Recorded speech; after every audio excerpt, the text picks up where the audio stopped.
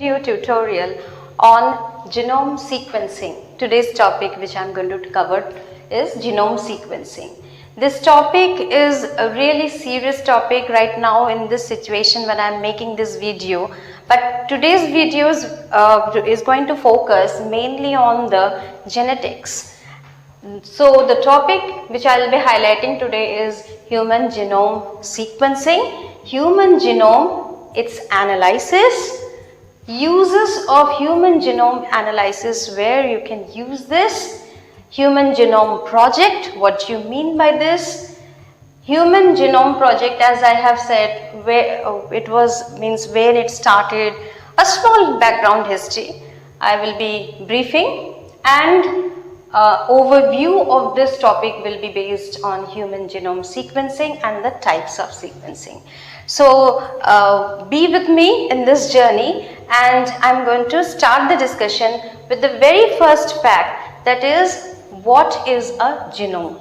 Let's first understand the structure of a genome. Genome is a complete set of nucleic acid sequences which is present within the individuals. Now, in each and every individual, there are a number of cells which are present. The whole of the making of the organism. Right now I am standing in front of you and saying, in each and every organism, not only humans, in each and every organism, it's made up of so many cells, and within each cell, we all know this fact that in human cell there are 46 chromosomes. The structure, which is quite arbitrary, I have drawn over here for you. There are 46 chromosomes which are present in human cell nuclei. That means it is 23 pairs. And this chromosome actually is made up of histone protein. The name of the protein is histone, which is giving it a very stable structure.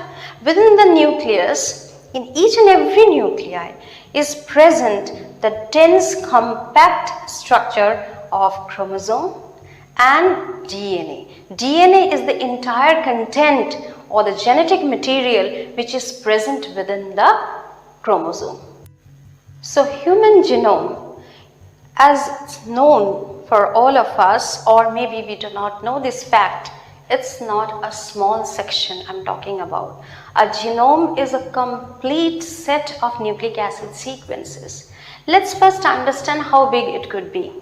See, for example, you are reading a book which has got so many pages, so much of content in it. Now, in this book, each and every page would denote a gene, and the whole book together is the genome. So a genome is a collection you will find of all the material, of the genetic material which is responsible for the making of the individual. Each individual is made up of a variety of cells present, tissues. A collection of cells will be tissues, and the collection of the tissues will be making organs, and organs will be together making a system, and all the systems together will make an organism. This is how the flow chart will continue. But a human genome, where the stories we know about, that is these 46 chromosomes, 23 pairs, which are holding all the genetic material within it. Within these chromosomes are present the DNA that I have drawn. It's a structure which is a double helical structure. You must have seen this structure on and off in various places.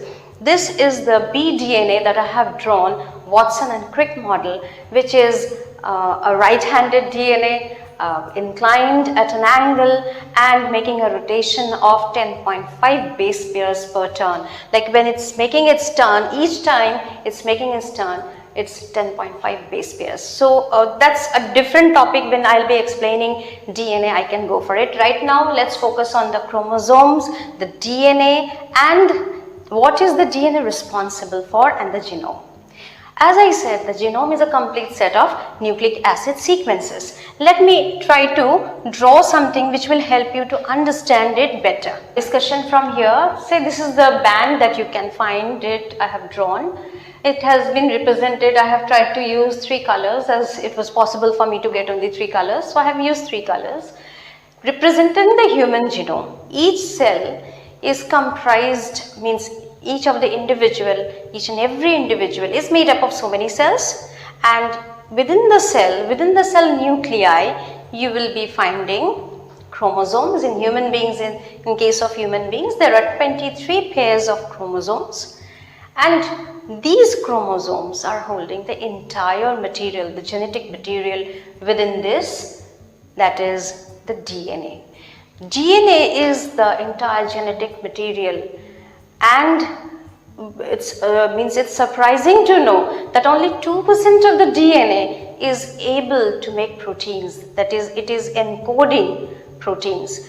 Now what do I mean by this? The making of the individual, each and every individual is so unique. A different hair color, a different skin color, a different habit is present in us. Though we belong to the same family, but we are all unique. This is due to the code, the DNA which is present in us is making us very different from the other person.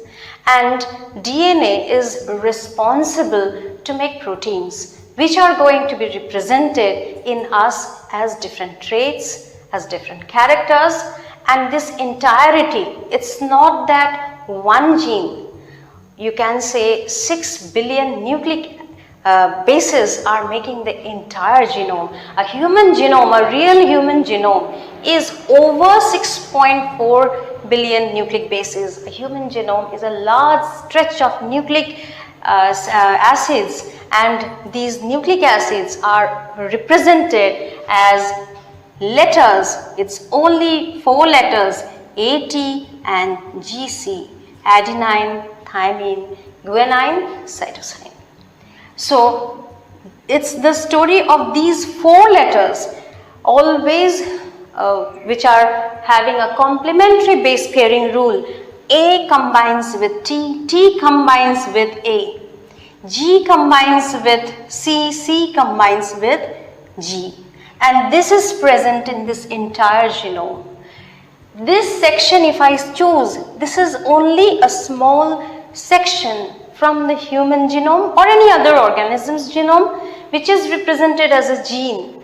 But when I'm talking about the entirety, the entire genetic material, I mean the human genome or any other genome. Genome is a large stretch of nucleic acid bases that is having all the genetic material in it, and this all the genetic material is responsible for the expression of the characters, for the expression of the traits, etc.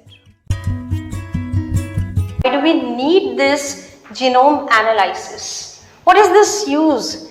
Gene is a small section from this human genome. Say I have chosen the section over here and I want to analyze it. I have chosen this section. This is the entire genome, and I have chosen the human genome, as I have said, is over 6.4 billion bases, nucleic bases. So what I mean to say, it's so large, it's absolutely difficult to analyze it. Analyzing, first of all, why I need to analyze?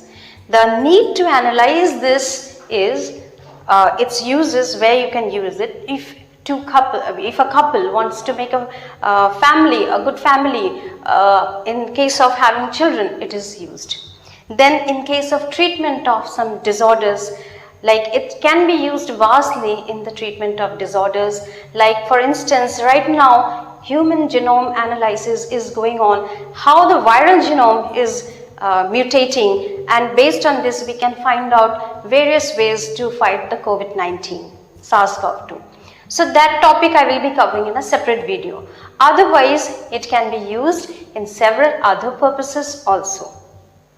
Human genome analysis has helped us in ways such as treatment processes, procedures. We can use it when doctors can have a discussion with the geneticists, and after analysis can find out the variant which is responsible for some genetic disorders. At the same time, there can be some problems also when two genomes are having some interaction. It can cause there is a risk of a genetic disorder also. So the risk of having some genetic disorder can be sorted out first with the help of genome sequencing. So these are the ways, means these I have discussed only few today. You can have a large discussion on this later. So these are some of the factors why we need to do this human genome analysis, which is such a large set of nucleic acid bases. Only a small section is the gene, the fragment. Now the next point that we need to know is the Human Genome Project. What is this project?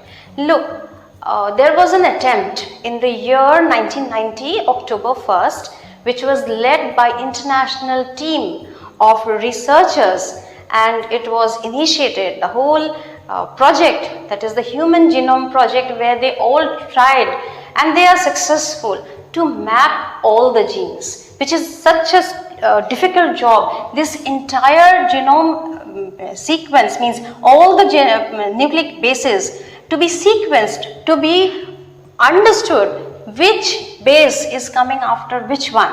That is this combination, whether it is A, whether it is T. Like for instance, let me just give you one idea of what sort of sequence I am talking about. Say for instance a sequence A, G, T, T, A, C, A, T. So in this way, this is a sequence.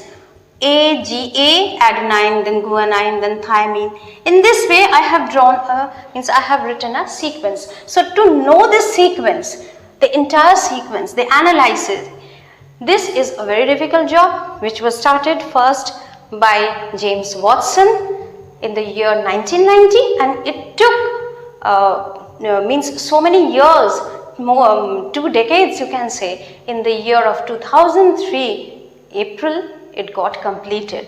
First it was started by James Watson, Sir James Watson, and later on it was led by Sir Francis Collins. So this initiate means the whole process got done with the help of the international team of researchers. This was an inward voyage to understand the sequence, to map all the genes. So looking at the entirety of this genetic material, human genome, and understanding this fact that it is not at all easy job to sequence and map all the genes, and it took so many years, led by Sir James Watson, later on carried out by Sir Francis Collins. So now we have understood what is Human Genome Project. It is an inward voyage. What was the aim of this voyage? That was to map all the genes, to sequence it. Now comes the question, that is how the sequencing can be done. What is the overview of it? Let's first start from this point, that is in human chromosomes, where there are 23 pairs you can say of chromosomes. Here the compact structure is due to the histone protein, and each and every person, every individual is made up of so many cells. Within each cell, within each nuclei is the whole genetic component which is present. Now how to sequence it? First we need to know these 4 letters. Overall the story is only about these 4 letters. These nucleic bases, means in humans, if I am going to talk about this 6.4 billion bases which are present, each letter within it, each letter, mind it, is a nucleic base.